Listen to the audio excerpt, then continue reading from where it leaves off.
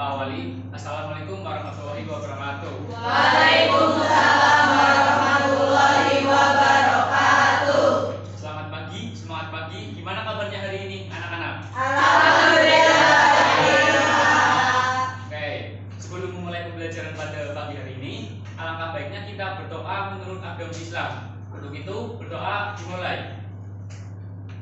Selesai. Sebelumnya Bapak akan mengabsen kalian terlebih dahulu. Tapi dengan catatan, jika Bapak mengatakan atau menyebut nama kalian, nanti kalian bisa jawab dengan nama aktor atau aktris favorit kalian. Oke? Oke. Yang pertama Abdul Aziz. Oke. Alias Jeremy. Astri Pandini. Ayu Mafiro. Jadi Pak, Ayu Rizka. istri Himen Hadi Pak. Dewi Sokrawati. Heksan Pak. Muhammad Faris. Rusli Pak. Nabila. Aku Yunada. Naila Rizka. Jadi Ceng Pak. Naili Sade. Saya Jojo. Opalika. Dengan Siti. Octavia. Saya Poli. Ririn Yuliati. Rizky Anissa. Rizky Aulia Putri. Siti Nurjana. Yun Wusuk. Syahrani. Ali. Pitu Fadila. Lili Pak. Zahra. Raling Syakir. Yang terakhir Ahmad Jainuddin. Rumi. Baik, ternyata ada satu yang tidak hadir ya, karena mungkin ada kesibukan lain lah. Terus yang selanjutnya Bapak akan mengecek kondisi sekitar kelas. Untuk itu teman-teman atau anak-anak bisa lihat kanan kiri atau bawah kalian. Jika ada sampah atau sisa kotoran, sisa kemarin itu bisa dibuang terlebih dahulu atau disimpan karena demi kenyamanan. Selain itu juga kebersihan kan sebagian dari iman. Oke. Untuk pembelajaran kita pada kali ini kita akan belajar menggunakan model PJBL, yaitu pembelajaran dengan berbasis project. Kan pada pertemuan kemarin itu Bapak sudah menyuruh kalian buat membawa alat-alat dan bahan yang Bapak perintah. Apakah kalian sudah membawanya? Sudah. Oke, terima kasih. Dan pembagian kelompoknya juga sudah Bapak share ya pas semalam. Itu juga pembagian kelompoknya sudah Bapak sesuaikan dengan asesmen diagnostik non kognitif yang sudah kalian isi pas pertemuan kemarin atau pertemuan terakhir. Kemudian kita langsung pada pagi hari ini kita akan belajar tentang materi garis dan sudut. Karena berhubung pada pembelajaran hari ini kita akan menggunakan model PJBL, sehingga kita akan menghasilkan sebuah prototipe atau proyek dari materi garis dan sudut ini, yaitu tentang bagaimana membuat miniatur jembatan dan jalan raya dari steak es krim. Untuk itu sebelum masuk ke materi pembelajaran hari ini, saya atau Bapak akan membacakan tujuan pembelajaran pada hari ini. Yang pertama, peserta didik dapat mengingat pengertian garis dan sudut secara mandiri. Yang kedua, peserta didik dapat berkolaborasi dalam memahami jenis garis dan sudut. Yang ketiga, peserta didik mampu mengaplikasikan pemahaman tentang garis dan sudut dengan penalaran kritis mereka untuk memecahkan masalah praktis yang berkaitan dengan desain atau konstruksi. Yang keempat, peserta didik dapat menganalisis kedudukan dua garis secara mandiri. Yang terakhir, peserta didik dapat berkreativitas dalam menggambar berbagai jenis garis serta sudut menggunakan alat gambar geometris. Langsung saja kita masuk ke materi inti. Yang pertama ada garis. Apa sih itu garis? Garis adalah suatu susunan titik-titik bisa tak jingga yang saling bersebelahan serta berderet memanjang ke dua arah, baik itu ke kanan ke kiri maupun atas ke bawah. Contohnya bisa lihat ke sini, ke peta ini. Nah, garis itu sebuah garis dinamakan garis jika tanda itu simbolnya bertanda panah dua arah di atas huruf garis itu. Contohnya garis AB ini. Kemudian lanjut, hubungan dua garis. Di sini ada macam-macam jenis garis dan Bapak akan menggunakan alat peraga ini untuk menjelaskan tentang materi yang berkaitan dengan jenis-jenis garis. Yang pertama itu ada garis sejajar. Pengertiannya itu jika garis tersebut berada dalam suatu bidang datar serta tidak pernah bertemu atau berpotongan apabila garis tersebut diperpanjang hingga tak berhingga, maka garis itu dinamakan garis sejajar. Contohnya ada di situ atau mungkin di sini garis sejajar. Ini kan dua garis ya. Nah, bila diperpanjang sepanjang apapun dua garis ini, maka garis ini tidak akan pernah sama sekali bertemu atau berpotongan di suatu titik. Untuk contoh dalam kehidupan sehari-hari itu ada pemasangan sinar gitar dan juga itu marka pada jalan raya. Kemudian yang kedua, garis berpotongan, yaitu jika kedua garis tersebut saling berpotongan dan bersilangan di satu garis yang sama, maka garis itu dikatakan garis berpotongan. Contohnya seperti ini. Ini ada dua garis. Yang pertama warna merah dan garis yang kedua warna kuning. Jika garis tersebut berpotongan di satu titik, maka garis tersebut dinamakan garis berpotongan. Contohnya kayak gini. Ini titik pertemuannya di sini. Ya teman-teman, ya. Ya. Kemudian garis tegak lurus adalah dua garis yang bertemu atau berpotongan pada satu titik dan membentuk sudut siku-siku, yaitu sudut 90 derajat. Contohnya seperti ini. Ini berpotongan tapi titik perpotongannya itu membentuk sudut siku-siku, yaitu 90 derajat. Contohnya itu buat garis berpotongan ada rel pada kereta api, dan untuk garis tegak lurus itu perempatan di jalan raya. Kemudian selanjutnya garis berimbit, yaitu jika kedua garis terletak pada posisi yang sama, saling menutupi dan memiliki semua titik yang sama, itu disebut garis berimbit. Contohnya kayak gini. Ini kan ada dua garis ya, yang warna merah sama yang warna kuning. Ini tuh sebenarnya dua garis, tapi kalau kita lihat itu seperti ada satu garis, itu namanya garis berimbit. Contohnya ini jam 12 tepat. Tuh. Kemudian lanjut, ada sudut. Sudut adalah daerah yang dibentuk oleh dua sinar garis atau ruas garis yang bersekutu pada titik pangkalnya. Sudut memiliki bagian penting, yaitu kaki sudut, merupakan garis sinar yang membentuk sudut tersebut. Kemudian yang kedua, titik sudut, merupakan titik pangkal atau titik potong tempat berdirinya garis sinar. Yang ketiga, daerah sudut, daerah yang terdapat di antara dua kaki sudut. Contohnya bisa lihat yang ada di sini. Kemudian lanjut, kita akan membahas macam-macam sudut.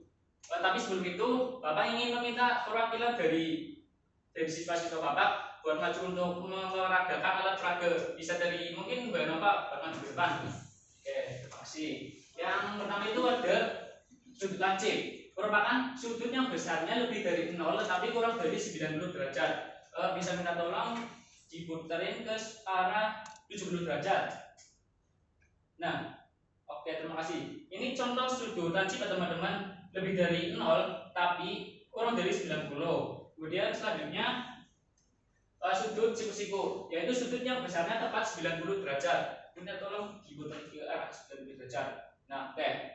Ini merupakan contoh sudut siku-siku yang besar sudutnya itu tepat 90 derajat di sini membentuk siku. Kemudian yang ketiga, sudut tumpul, yaitu sudut yang besarnya lebih dari 90 tetapi kurang dari 180. Bisa minta tolong diputar ke arah 130.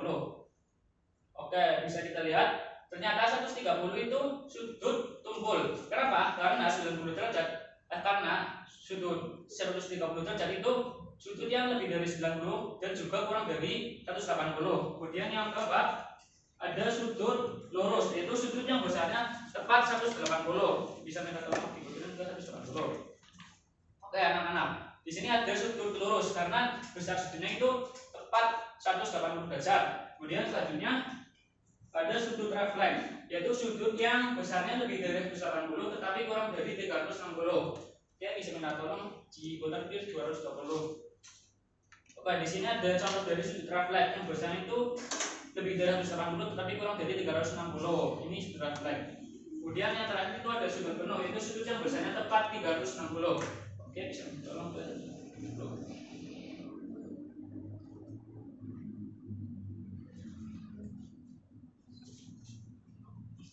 Oke, ini ada contoh sudut dari sudut penuh ya, yang besarnya itu tepat 360. Oke, terima kasih Mbak Nova. Beri tepuk tangan dulu.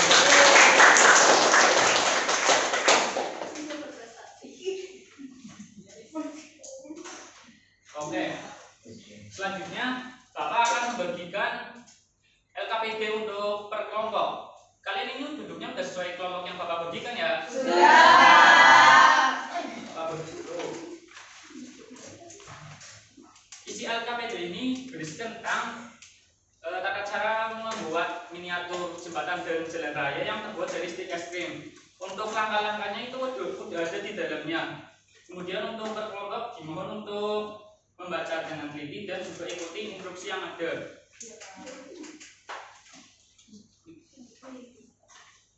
Bapak kasih waktu sebentar ya buat ngerjain proyeknya. Kalau ada yang merasa disulitkan, nanti bisa ditanyakan.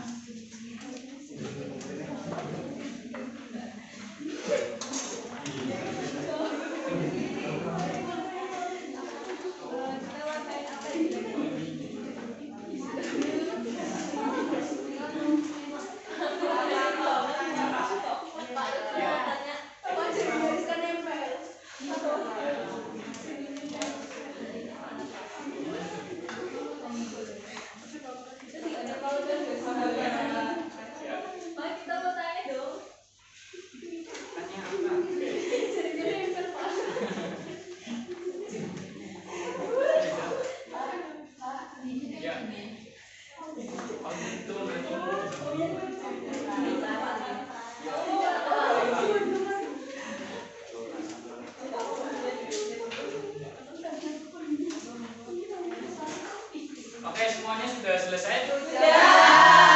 Oke, Bapak minta buat kelompok 3 untuk mempresentasikan hasil proyeknya dengan misal menyebutkan sudut-sudut apa saja dan garis-garis apa saja yang ada di konstruksi yang dibuat oleh kelompok 3. Untuk itu dipersilakan buat maju ke depan.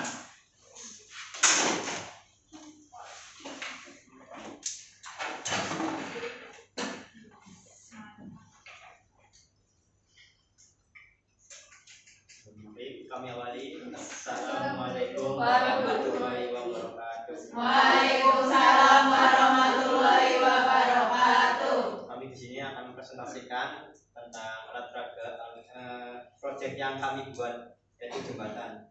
Pertama untuk sudut lancip ada di tiang di sini, membuat sudut lancip. Kemudian ada sudut siku. Untuk yang ada jembatan di sini ada sudut siku. Kemudian yang ketiga ada sudut tumpul bagian bawah jembatan. Di sini ada sudut tumpul. Kemudian yang terakhir ada sudut lurus, yaitu ada di jembatan bawah. Selanjutnya ada garis sejajar di sini, tiang kiri dan kanan. Kemudian garis siku di sini bagian atas jembatan juga. Kemudian ada garis perpotongan di bagian samping, perpotongan di sini, perpotongan tegak lurus juga di atas di sini. Kemudian garis Oke, mantap sekali buat kelompok 3. Sekarang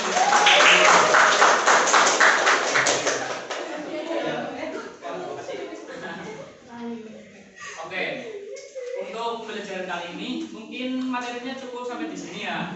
Apabila ada pertanyaan, silakan ditanyakan. Monggo, Bapak buka sesi tanya jawab. Pak, izin bertanya. Ya, silakan. Tentang konsep garis lurus, Pak. Ya. Garis sejajar. Ya. Kan tadi katanya 2 garis sejajar itu tidak akan pernah ketemu. Ya. Tapi kalau kita lihat ke rel kereta api lurus jauh banget, kok kelihatannya kayak menyatu ya Pak di ujung jalan. Itu sebenarnya tipuan mata kita atau jangan-jangan fisika yang membuktikan kalau garis sejajar itu bisa ketemu, terutama di ruang yang super besar. Oke, udah.